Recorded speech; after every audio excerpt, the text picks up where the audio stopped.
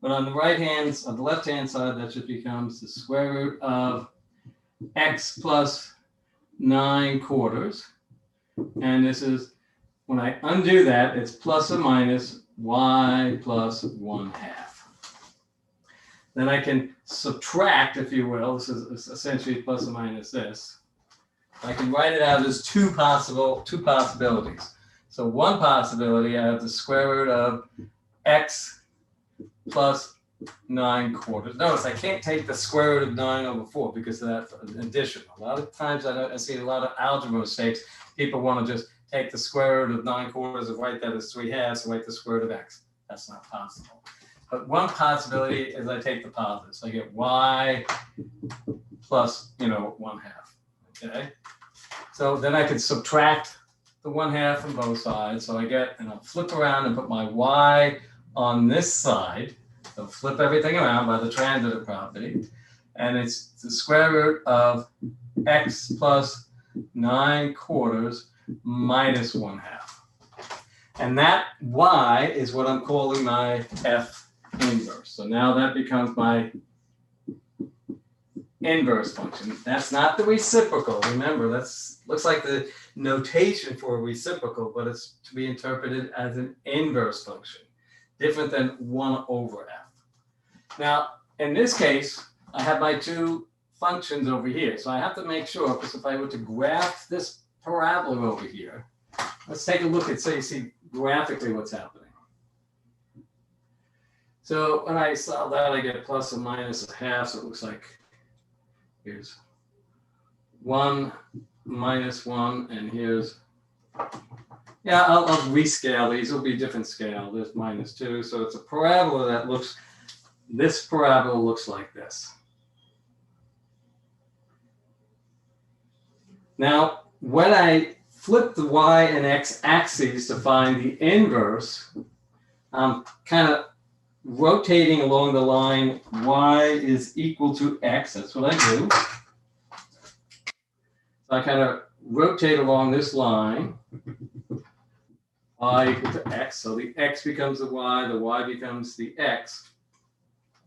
And what happens over here, this goes down to this is -2 over here. So this function kind of flips around and looks like this now. It's a parabola that goes this way. It actually goes to 1 and -1. So it actually comes a little more narrowly focused over here. Now that is not a function. So if I take the positive, the top half, okay, so this is where I'm kind of at over here. So there's the top half.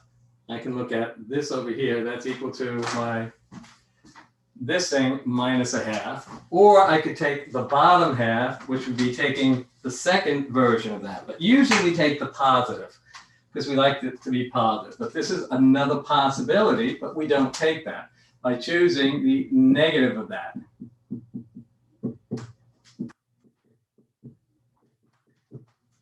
Then I solve everything and I flip it around and I end up with, y is equal to, in this case, if I put that over here, leave that there, so I get minus the square root of x plus 9/4 minus 1/2, and that becomes another potential f inverse.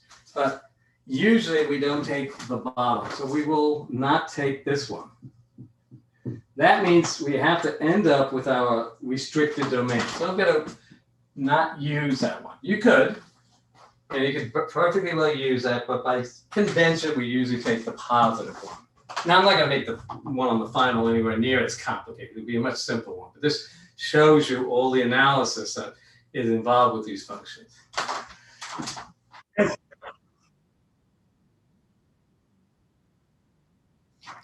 Yes, you can bring a sheet of notes on both sides for this as well. Yep, I'll allow that. And you also have a great tool, which is Desmos, so you can actually, see the graph. The other thing too is when you want to look at an inverse in Desmos, I'm trying to teach you other things so that you can use this in, say, a calculus course moving forward. Let me see if I have a Desmos window over here I can share. I'm sorry, what type of notes would that be that we would be allowed to bring? The formula, you can write up a page of notes. And that's the only thing. You can't use smartphones on the test. You can't leave during the test or anything like that. You got to make sure that you follow the rules of the test. If you do, if anyone does that, then I have to, give you a 0 on the test. It's like walking out of class and not coming back for a while and then coming back in. And that's not acceptable.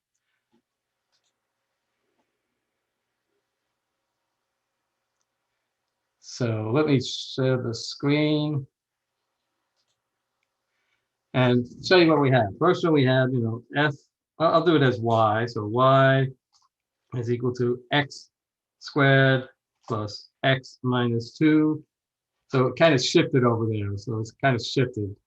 And that's why the other one shifts down. And then if I flip around over here and replace x with y, so I get x is equal to y squared plus y minus 2. That's the equivalent to giving me the inverse. And that's the top half. And I start out at, as I have the -1/2 and go on up.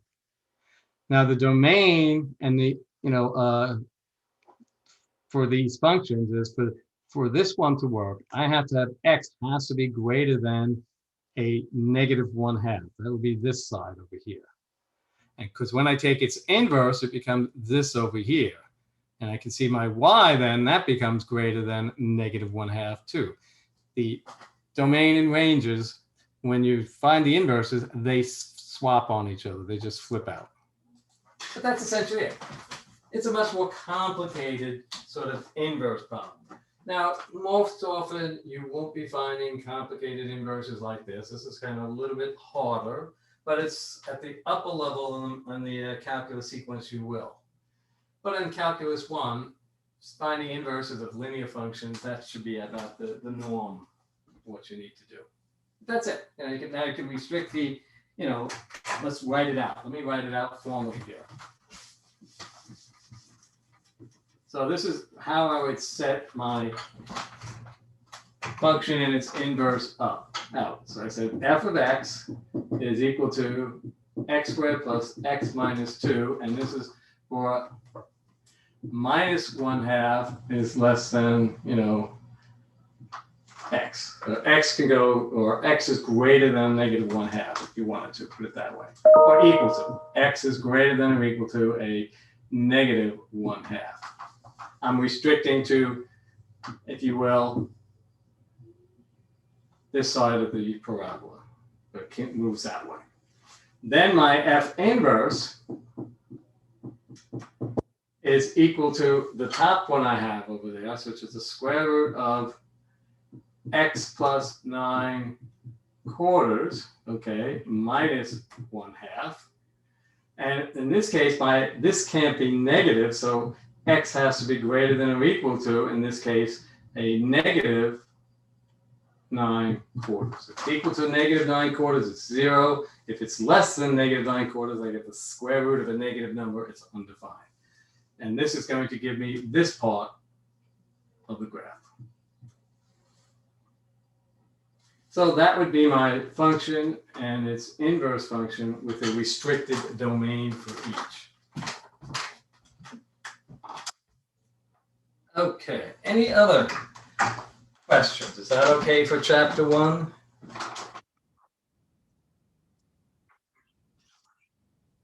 Sure, number 18 on chapter 2. Let me get rid of this.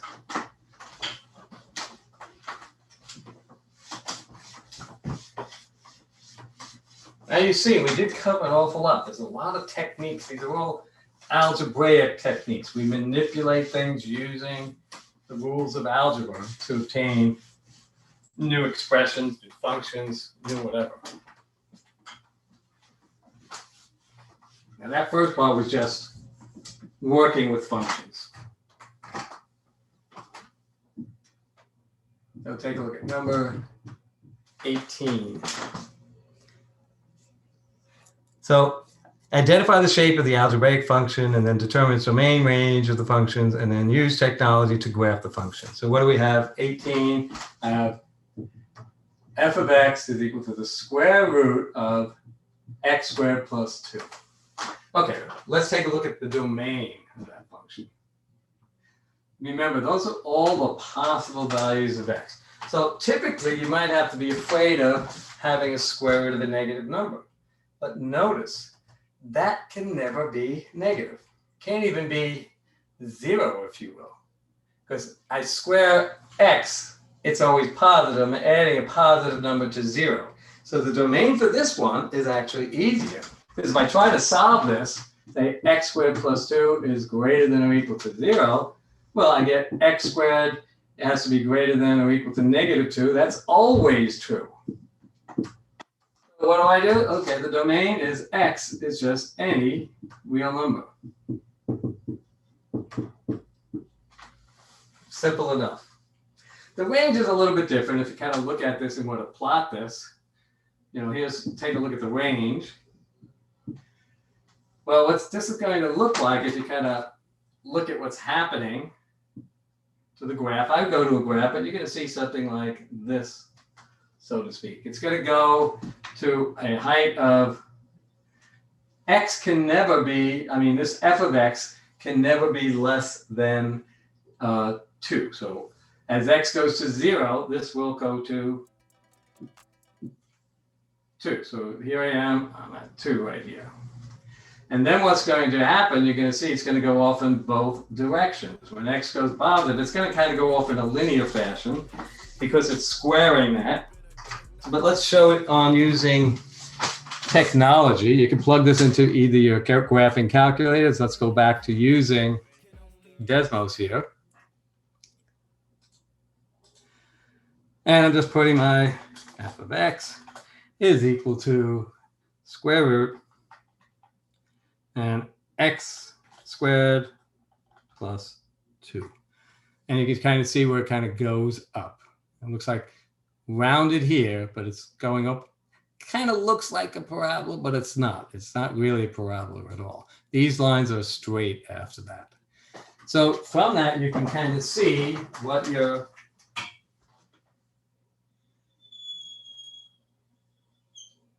range is.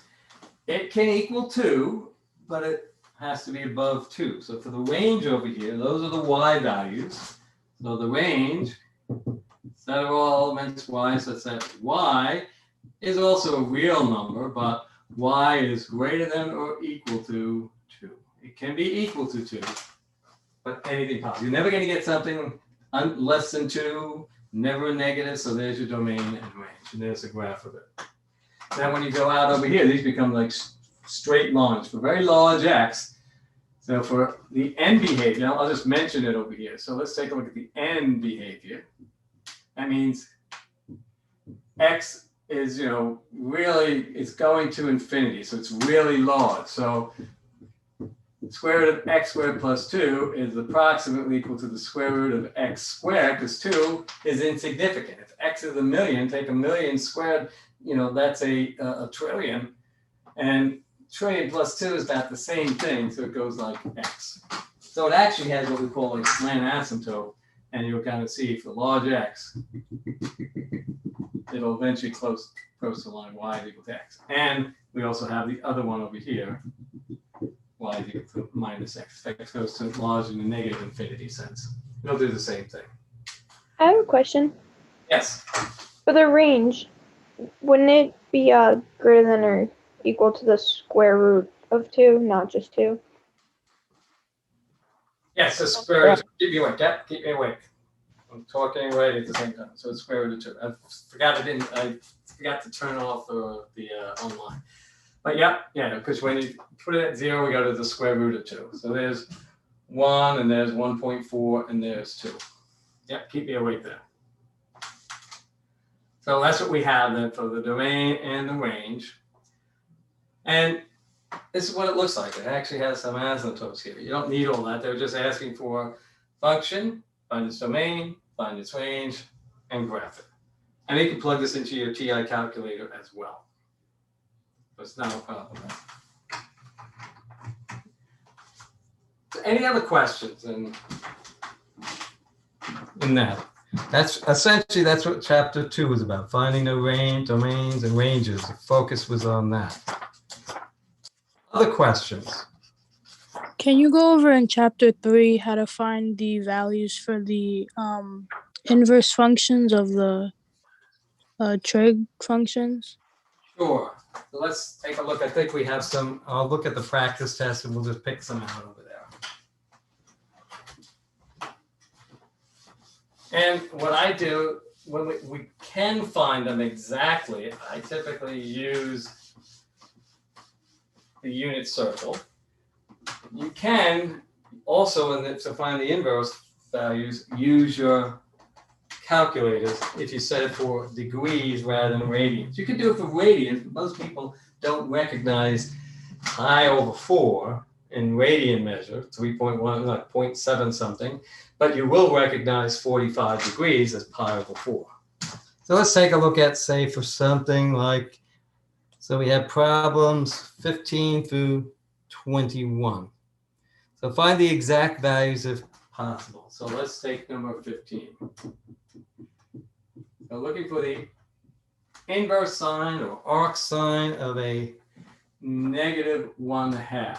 And that's what we're looking for. That'll give me an angle theta. That's what it is. The inverse sines give us the angles.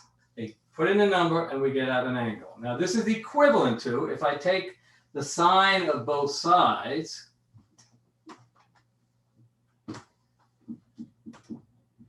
if I were to take the sine of this side of everything over here, and I take the sine of theta, these cancel out. They're inverse functions. So it gives me -1/2 is equal to the sine of theta. So I'm looking for an angle theta that'll give me a value of -1/2. But we got to remember the range of this. What angle? What is the range of that? Remember the arc sine? It's -90 to +90. So we got to remember that the range of the sine inverse is -pi/2 is less than or equal to theta, less than or equal to pi/2. So it's in that range. So if I go to my unit circle,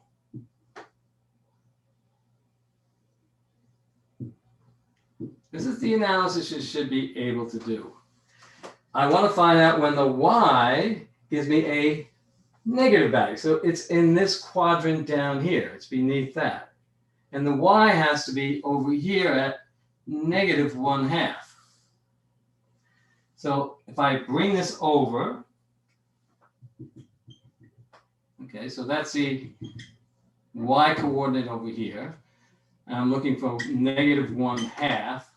So I'm looking for this angle right here. This is my theta, but now it's going to be negative because it's not going all the way around. So it's going to be going in the clockwise. So that's going to give me a negative angle.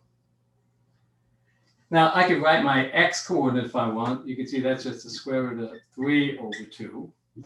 So what is that angle? That's a -30 degrees.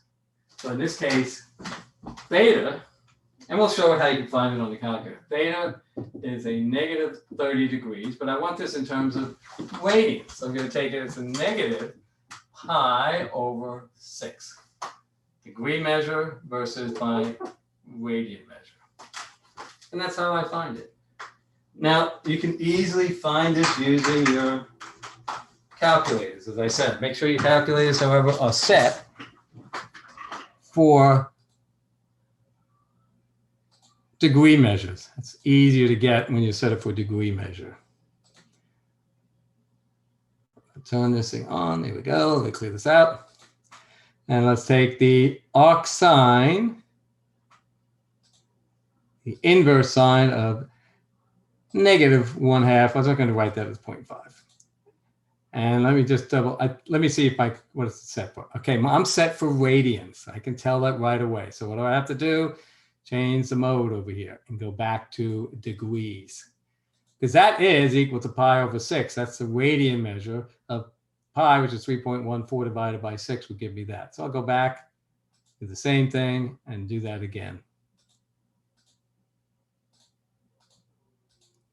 And now I will get the negative 30 degrees, which I can turn into a negative pi divided by 6, which is that same negative 0.52. So I can't remember that that's negative pi over 6, but I can plainly see that's negative 30 degrees. That's why it's a little trick on how you kind of set it up. But that's how you do in this case, an arc sine. Let's take a look at a tangent one and see if it's possible or not. I'm going to do 2 with the tangent. Now, let's do another one. Say they give us this. Say number 18. So this I could find the exact value. That was not a problem. You can't always find exact values. If you can, that should always be your first instinct. So say these sine inverse of 0.79. Well, we know when all our studies with the unit circle, we never got a number like that. So the only thing I'm going to be able to do is give an approximation to that. And you could either give it in 2 ways.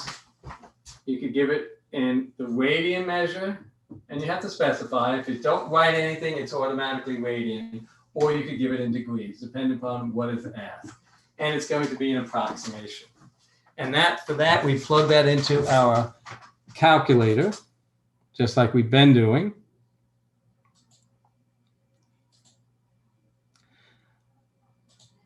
So we take the second function, arc sine 0.79, and this is in degrees.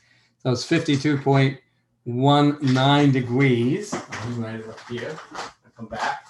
So 52.19 or 52.2, depending upon how accurate you need it, degrees.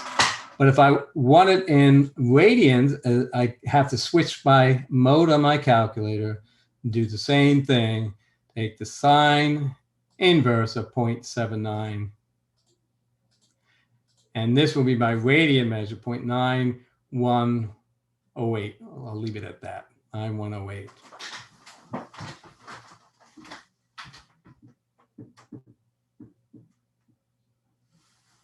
And that's the radian measure versus the degree measure. There is no exact value. You can see just by the angle there, that's not an angle that we can get. Okay, let's switch over to tangent. Tangent's a little more complicated. Now, sometimes we can find the exact value for the tangent. Sometimes we cannot. We have to go through, that one. Oh, I should also point out, so we have the range of the sine inverse is also the range of the tangent inverse, which in that case is my output. The output is a theta that we're looking for is minus 90 to plus 90. However, the arc cosine, that is different. The range for that is that, 0 is less than or equal to theta, which is less than pi. It goes from 0 up to pi for the arc cosine. That's for the range. So remember that because that tells you the angle you're going to get out. Okay, so let's take a look at a problem with, say, a tangent over here. Say to take this tangent of -5 halves. We're going to find out a lot of these we cannot do. I'm going to make up one too. So I'll take one over here. I'll take number 20, but we're going to find that even though it looks like those common numbers, we're going to find there's a problem with that.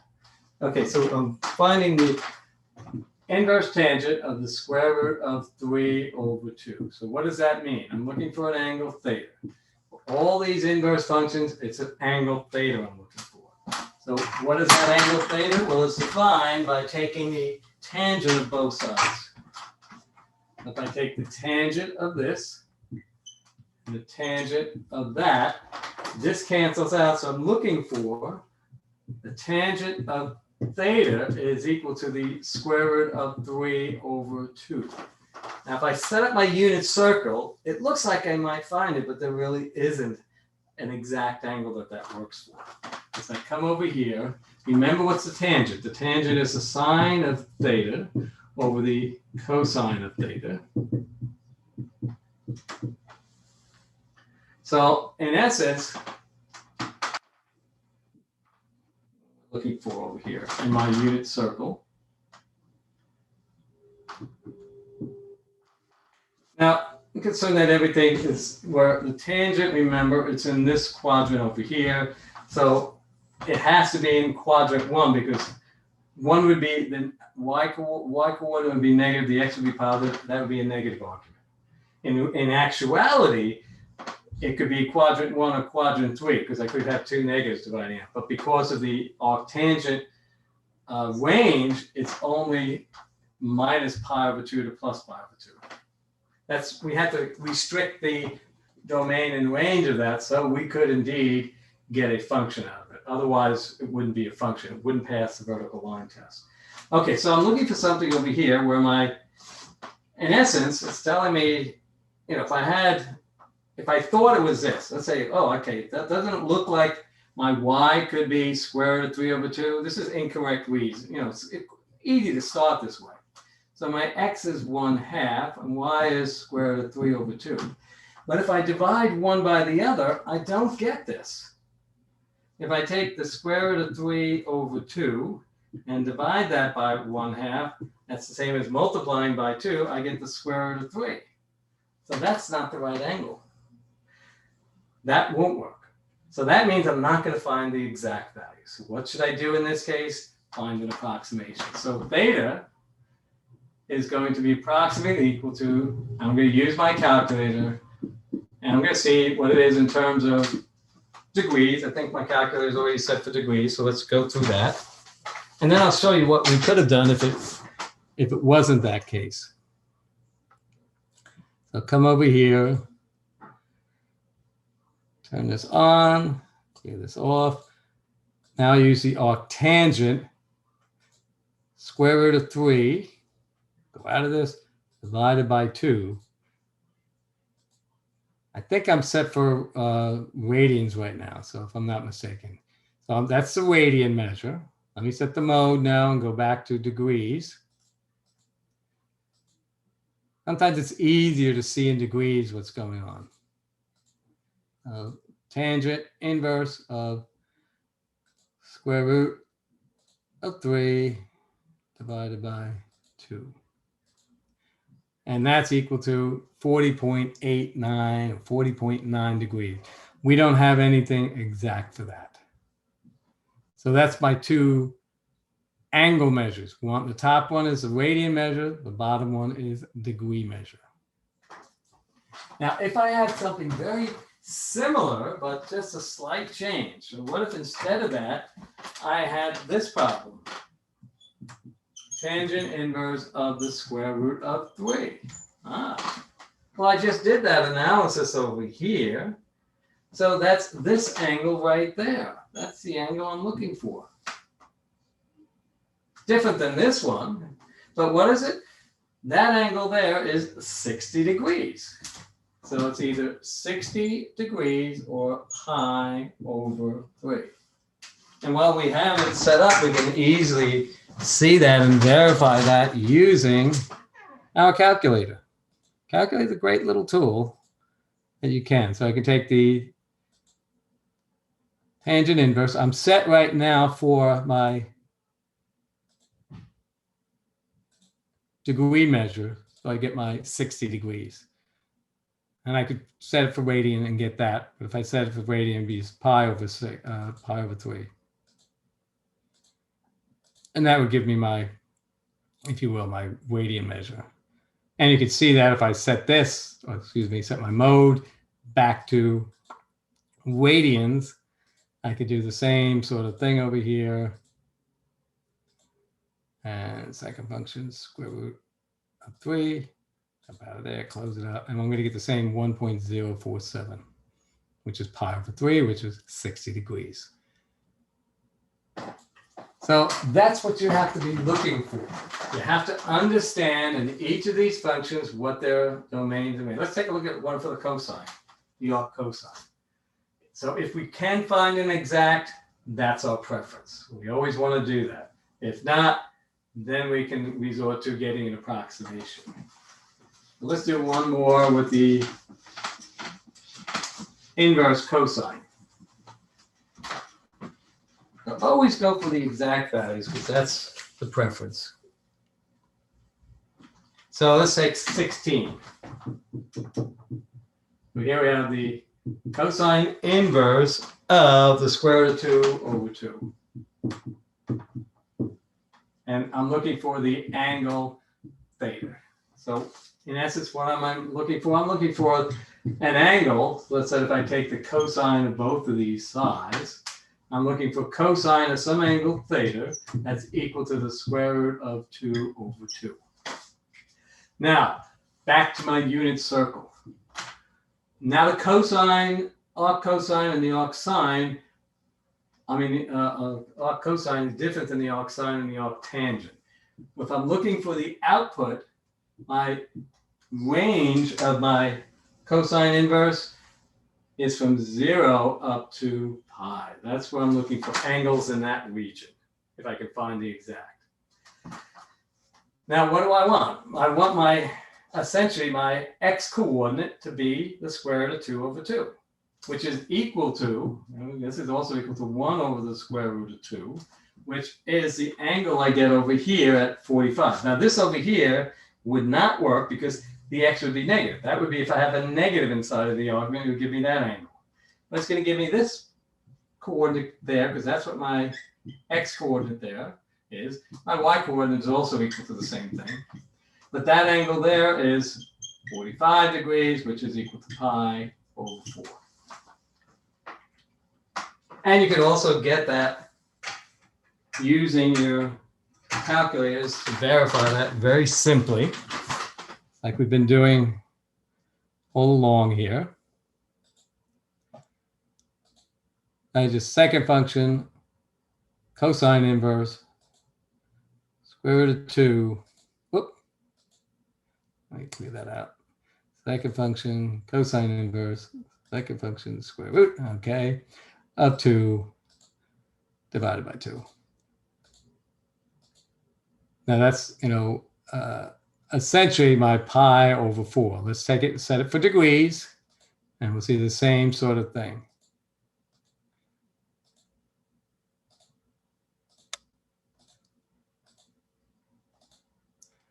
Second function is square root of 2 divided by, whoop, gotta be careful. Move out of the radical, divided by 2. Still not there. Let me delete.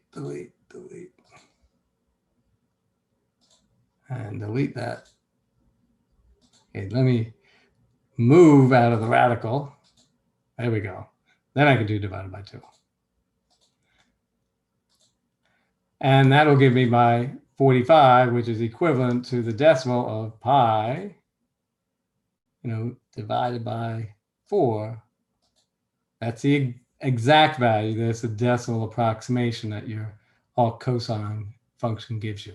45 degrees, which is pi, which is 3.141592, etc., over 4, which is roughly 0.79, 0.785, thereabouts. So that's how you analyze finding the angle that is the output of an inverse trig function. Now for the trig function, you plug in an angle and you output a number. And the output of that number is between -1 and +1. For an inverse trig function, sine and cosine, not the tangent, you input a number between -1 and 1, and it outputs an angle. It tells you the angle associated with that under certain restrictions. And that's the restricted domain sort of thing that we saw also in chapter 1 when we were finding inverse functions. You still have a restricted domain, or range, it should be, and domain, when you plug it in. Because if I try to do the following, if I take the cosine inverse of, say, the square root of 3, I'm going to get an error message because that's greater than 1. There is no such angle that I will plug in to my cosine function and get the equivalent of the square root of 3. It has to be between 1 and minus 1. Can't be greater than that. So that will give you an error message. So sometimes that happens and you where, oh, I'm trying to do something incorrectly. When error messages show up on your calculator, you should understand why they're showing up. Okay, anything else in chapter 3? Anything else in chapter 3? Hopefully that gave you a little more background in how to do the getting the angles from the inverse trig functions. There's a lot of things that you have to remember. So did that help? I guess, hopefully. Any other questions?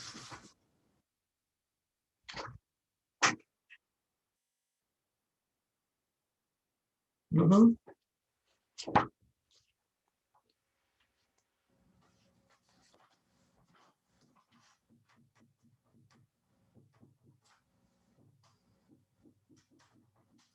So number 19.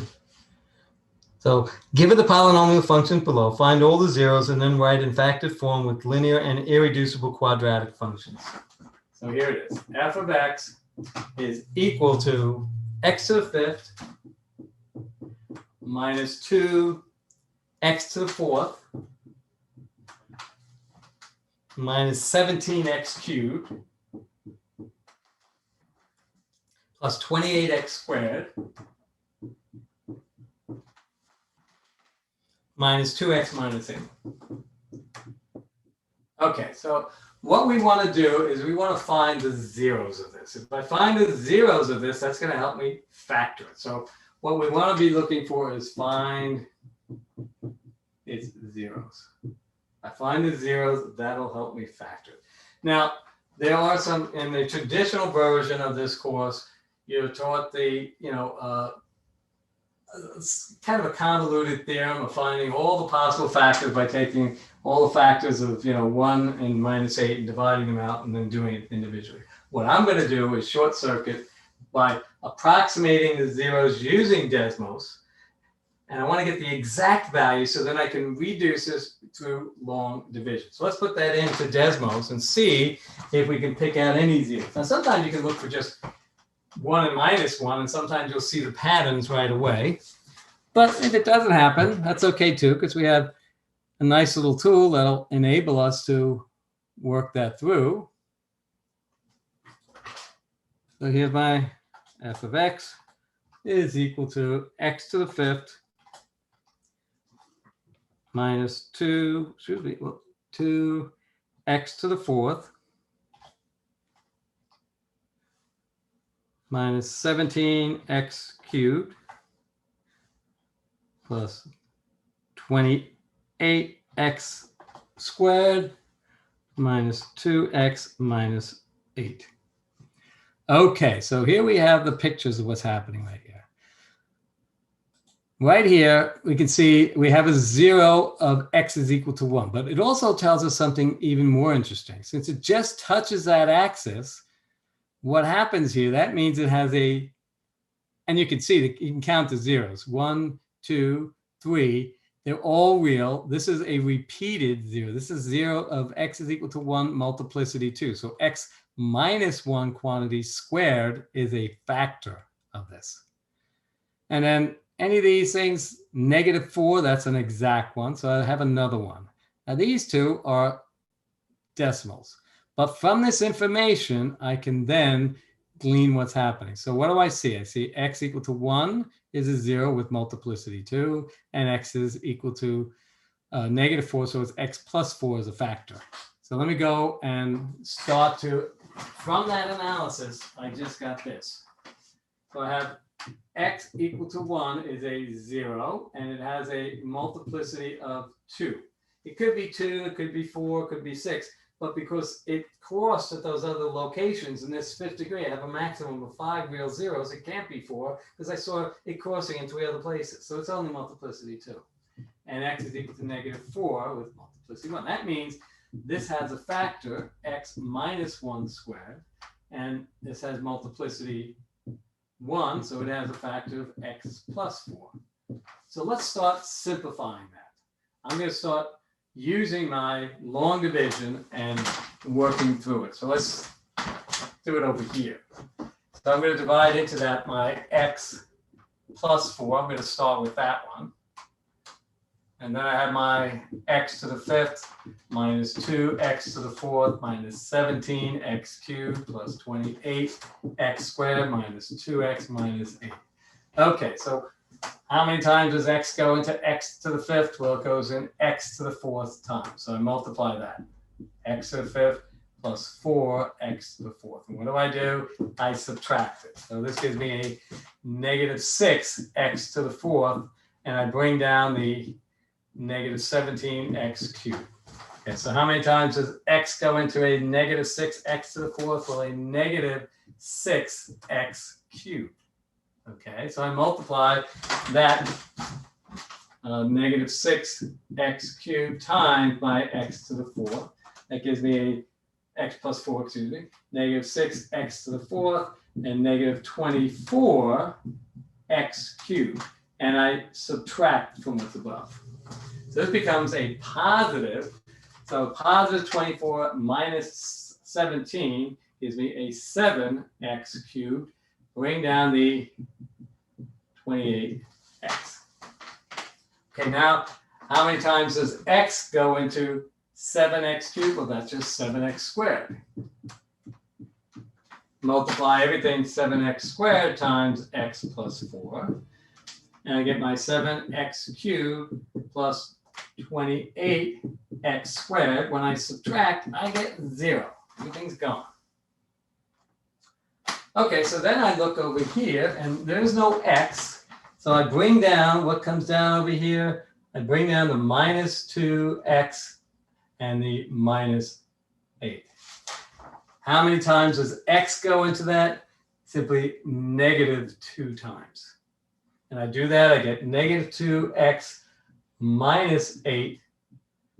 That I get 0. So when I subtract everything, I get 0. So that is truly a 0. I didn't get a 0 over here. I made a mistake. So I'm breaking my function down a little bit. Let's get rid of this.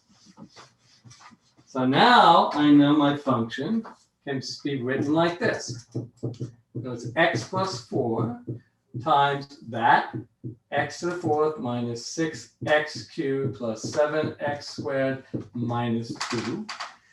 I can break this further down because I know x minus 1 squared, which is x squared minus 2x plus 1, is a factor of that.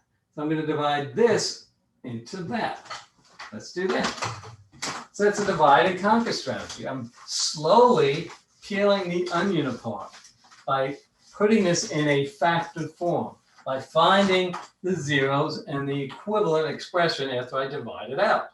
So I now have x squared minus 2x plus 1, which is just squaring that right there. And we divide that into my x to the 4th minus 6x cubed plus 7x squared. I'm going to put 0x just so I don't mix up the x's and the constants when I do that. I don't need a parentheses there. And then I do the same thing. What do I multiply x squared by to get x to the 4th? X squared. Multiply that. X to the 4th minus 2x cubed plus x squared. And I subtract everything. Negative 6 plus 2 gives me a negative 4x cubed.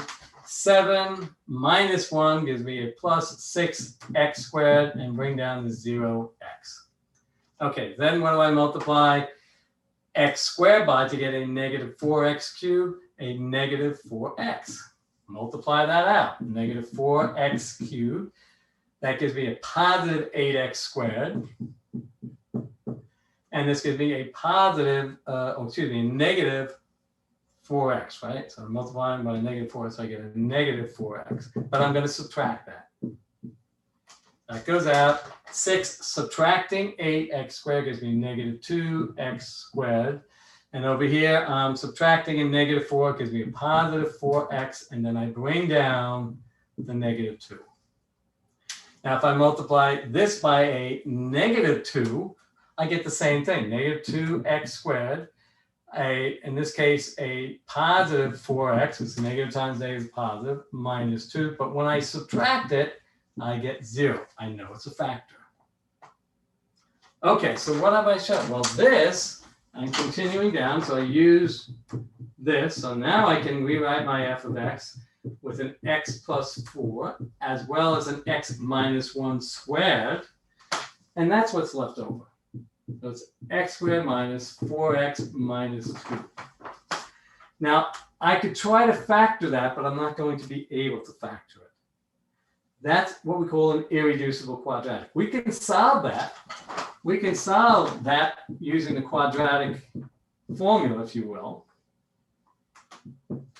And the solutions are x is equal to the negative of b plus or minus b squared minus 4 times a times c all over 2 times a. So x is equal to 4 plus or minus the square root of 16 plus 8, so it's the square root of 24 all over 2. I could pull out a factor if I wanted to of 4 from that and pull it out of the square root sign to get 2. So this is x is equal to plus or minus 4, no, excuse me, 4 plus or minus, and I have a 2 square roots of 6 over 2. This 2 will cancel out with the 2 in the 4 and the 2 in the square root of 6 coefficient. I don't just cancel one of them out, I have to cancel both, meaning I factor out a 2, and then I can cancel it out. So it gives me zeros of 2 plus the square root of 6 and 2 minus the square root of 6. But this is my factored form, and I have all my zeros there. So the zeros are x is equal to 1, multiplicity 2, x is equal to 4, and that's multiplicity 1, and then x is equal to 2 plus the square root of 6, multiplicity 1, and x is equal to 2 minus the square root of 6, again, multiplicity 1. And how many zeros do I have? 1, 2, 3, 4, 5. It's the 5th degree. I didn't violate anything. That's the maximum number I can have. And that's what it is. But let's show where I got those as decimals using decimals. Now, I would want the exact values, but if you can't do that, you can get some partial credit here on a problem by finding the approximate. So let's plug that in. Like I said over here, let's do, so 2, hopefully we'll do it plus, I don't know if it's going to give me the number, square root of 6. I might have to use that using the calculator. Maybe I'll do that with the calculator. Let me plug it, use this calculator, and we'll see over here. It's just easy to do this way. So 2 plus square root, oh, escape.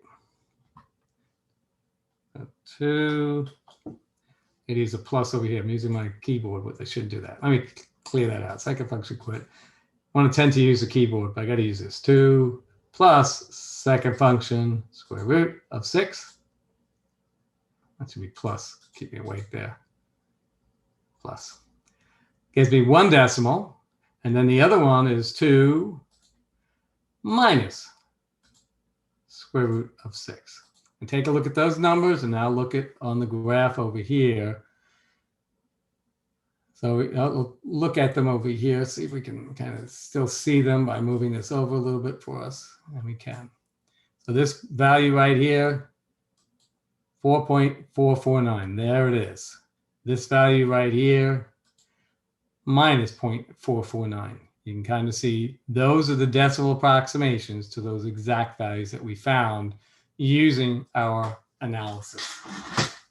But that's how you analyze those functions. And now I can take this function and write it in factored form. That can be a very important tool being able to take a function and put it in its factored form. Remember how much time you devoted to factoring in basic algebra courses, all those crazy techniques. This is the analog of that. How do I factor that expression? This is called an irreducible quadratic. Now, I could factor that with radicals. I mean, it would look kind of crazy. It looks like x minus 2 plus the square root of 6. That's one factor. And then the other factor is x minus 2 minus the square root of 6. So yeah, those would be factors, but and you could multiply and just multiply them together. That's a truly factored form, but we don't like having the radicals over there. We just kind of write it as an irreducible quadratic, meaning its solutions are radicals, or they could be complex numbers. So you don't, there may not even be solutions, real solutions, meaning they're not x-intercepts of that function. Okay, so that's that one. Any other questions? Can you go over 16 and 18 in chapter 7? 16 and 18 in chapter 7, sure.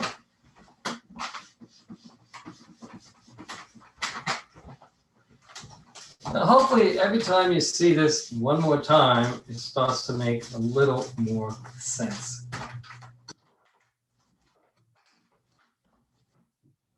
Seven, practice test. 16 and 18.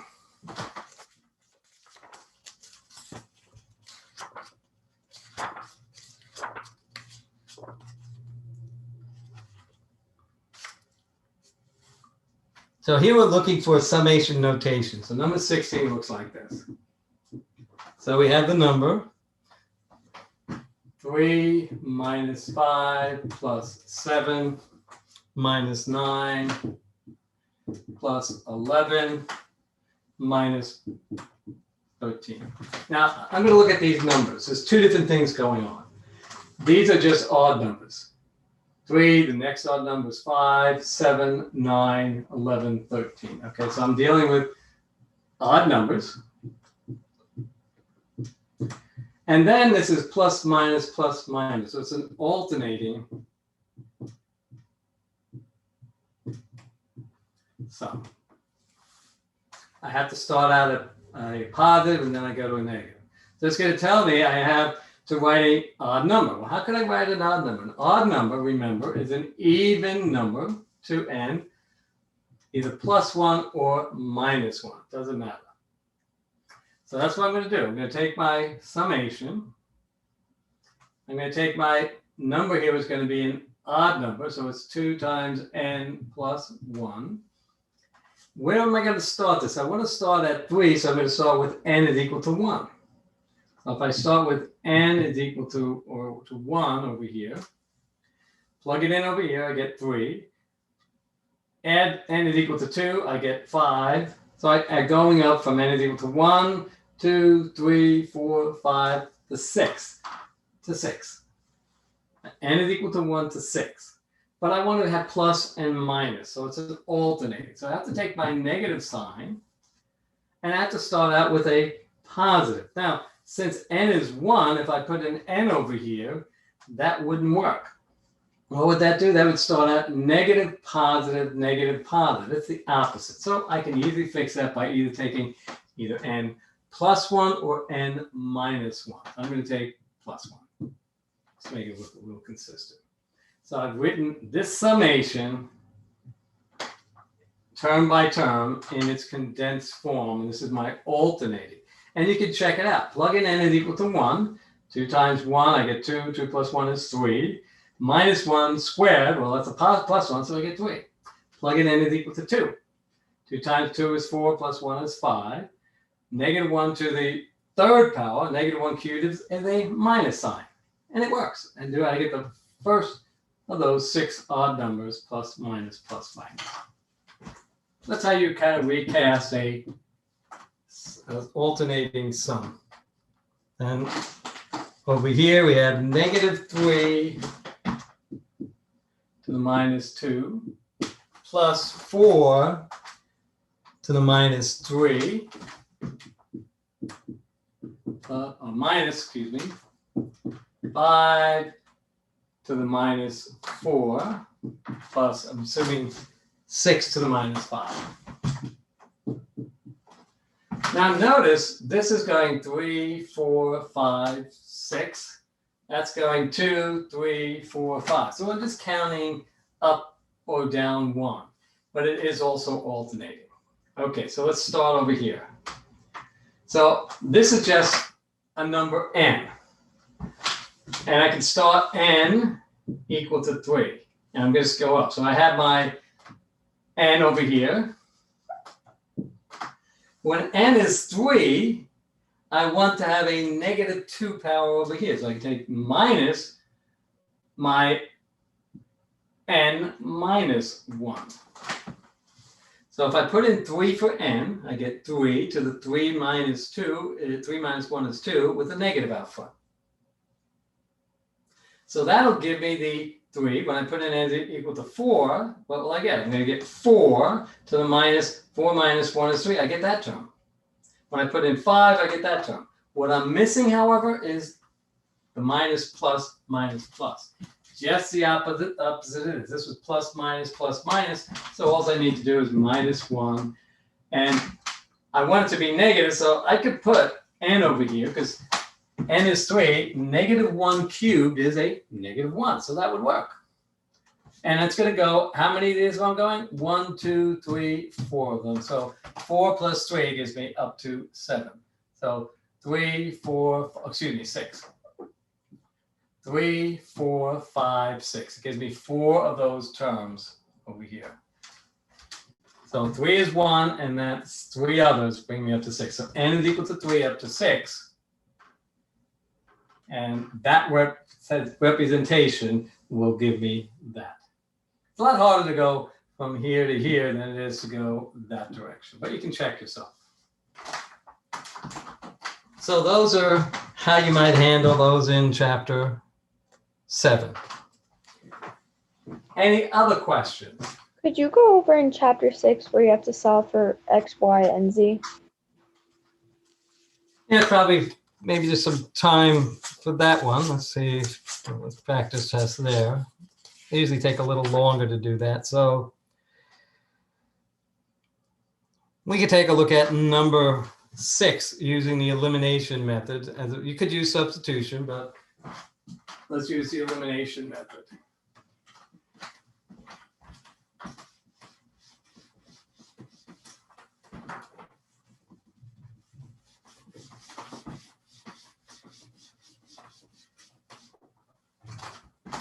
So number 6 looks like this. Right here. On the practice test. So it's x minus 2y plus 3z is equal to negative 1. And I take my 3x plus y plus 3z is equal to 3. And x minus 5y plus 2z is equal to 2. Now you're going to find when you go further in mathematics and you use this something called a matrix, you can solve this without a lot of the x, y's, and z's messing everything up. But we're going to use it the traditional way at this level. If we understand something called a matrix, we can solve it much more easily. So what I want to do is I want to try and zero all the x's underneath that from equation 1. I'm going to use equation 1 to make that 0 and that 0, one at a time. So I keep my same equation 1 that I have. So it's x minus 2y plus 3z is negative 1. But then what I'm going to do over here, I'm going to take negative 3 times equation 1 and add that to equation 2. So over here, I'm multiplying this equation here by a negative 3. Every term is by negative 3. So I get a negative 3x and a positive 3x. There is no x term, so x vanishes. Here I get positive 6y plus y gives me 7y. Negative 9z plus 3z gives me negative 6z. 3 plus 3 gives me 6. So I took negative 3 times equation 1 and added to that equation 2, gives me a new equation 2. Now I'm going to do the same thing over here, but I want to get rid of the x. So it's just negative 1 times everything. So I take negative 1 times equation 1 and add that to equation 3. So I get negative x plus x, no x. Negative times negative 2 plus 2, subtracting 5 gives me a negative 3y. And I have negative 3 plus 2z gives me a negative z. And I have a positive 3 plus 2 is equal to 5.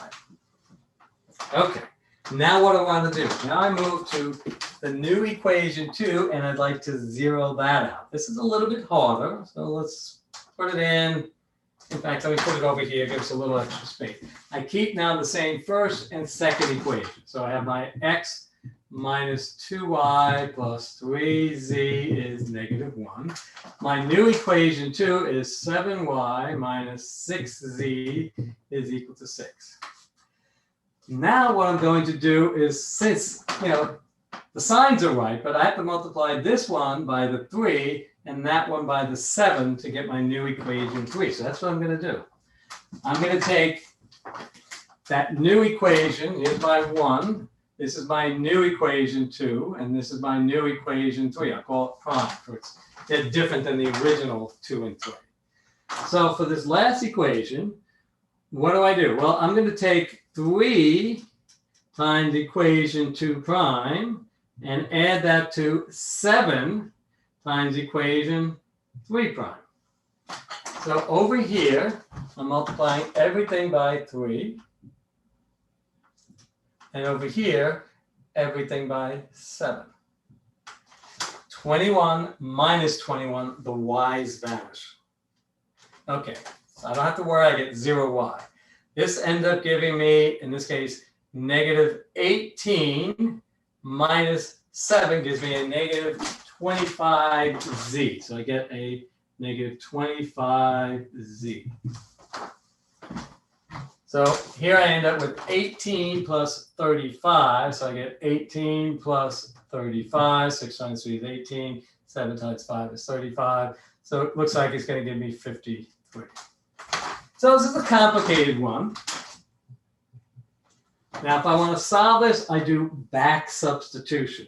So now I start with the bottom equation and divide both sides by negative 25. This is a complicated one.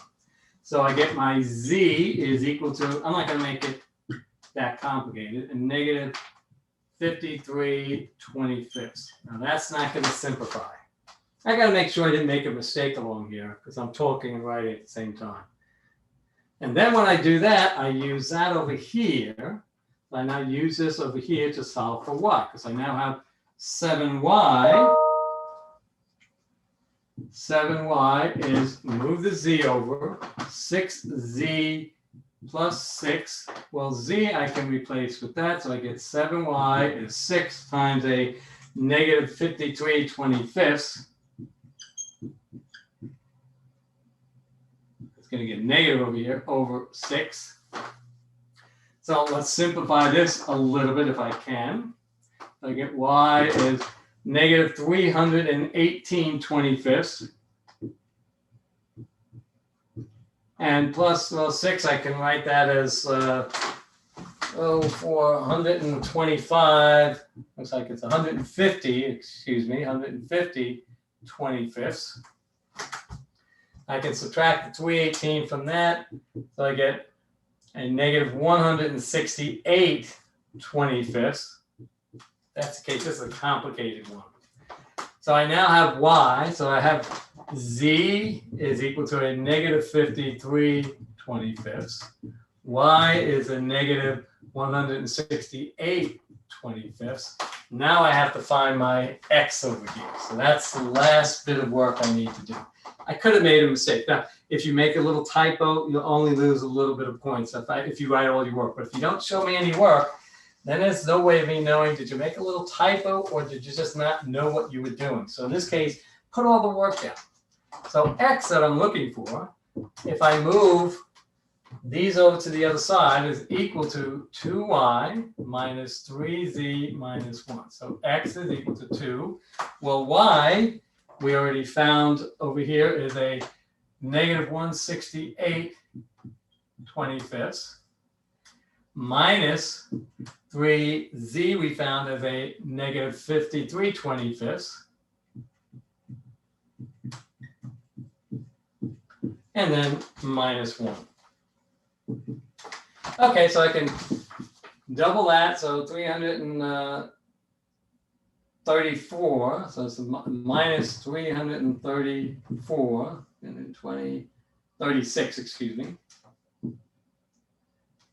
25ths, plus 159/25, minus 1, well, minus is 25/25, so make everything 25ths. So x then is, I'll just plug that in so I don't make a mistake, but that's the process that we're doing over here. Let me just get a basic little calculator and finish it off with that.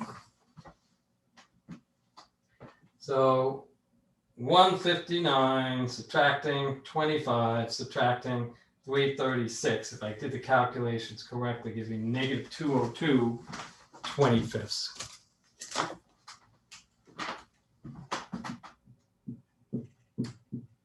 And that would be the answer. So my x. Oh, it's complicated. This one's a mess. I'll make sure I didn't make a mistake. If I, when you get those answers, I'm going to make it a little bit basic and more easy on the test. You can easily make a typo here. You will not lose a lot of points if it's a small typo, unless you don't show any work and just show the answers. You can get all the answers to these using your calculators, but I want you to go through and understand the step-by-step process that we do to make that happen. Because you need to understand that in higher level math courses, so this whole process is going to be used later on. But that's how you solve it using the elimination method. Now you're going to find a simpler way of doing this because you get rid of all the x, y's, and z's, and you set up something called an augmented matrix, and you go through the process very quickly and easily, and you solve. And you talk about putting it in row echelon form, reduced row echelon form. That's the complications that come with these things called matrices. But that's the process. You start and you try to zero. First thing you want to zero this out, zero that out, and use this to zero that out, then do the back substitution. You can have z, something times z is equal to something, find z. Use z over here to find y. Then I now have my y and z, I can use them in the top equation to solve for x. And that's it, the back substitution process. Okay, so we're out of time, but good luck everyone on the test tomorrow. So does anyone need it to start before 12:30? Anyone want it to start before 12:30? Can you start it at 12 again, please? 12 o'clock again? Okay. Anyone else prior to that? 12 was okay? Yeah. Okay, so we'll go with 12 o'clock. So I'll put it out at 12 o'clock. Start it then. You can have one sheet of notes back and, that you can kind of use to give you clues on how to proceed, because we covered an awful lot of material in here. And you still have Desmos available. Is that working? Assuming that works okay on the test, because I have it as a link in there that you can use. And try it once. So is that working, Alea? Yeah, I just had a question. Sure. What? For the notes, we're able to write anything to help us on that page, or is it No, you can write anything that you want to. You think it's going to help you. Okay. Thank you. The reason I don't allow you to go open notebook and open textbook is because you spend so much time paging through and looking for the exact problem that may or may not be there that you don't do. But if you just do it on your own set of notes, you know what you have there, you know what's not there. So you don't have to go paging through things. It's either there or it's not there. And you start thinking more. Because that's why I'm not a favor of open textbook or open notes, because I find students spend all their time just paging through the book and no time thinking, and they end up failing the test because of that. Even though they know what they're doing, they're just not, they just feel, oh, it's safer if I can find the right problem. And that kind of messes you up for your test. But if it's just a set of notes that you write down, oh, I didn't put that there exactly, so let me reason through this, and then you'll do much better. So other than that, good luck to you. Smile, wake up, stay safe, stay healthy, have a good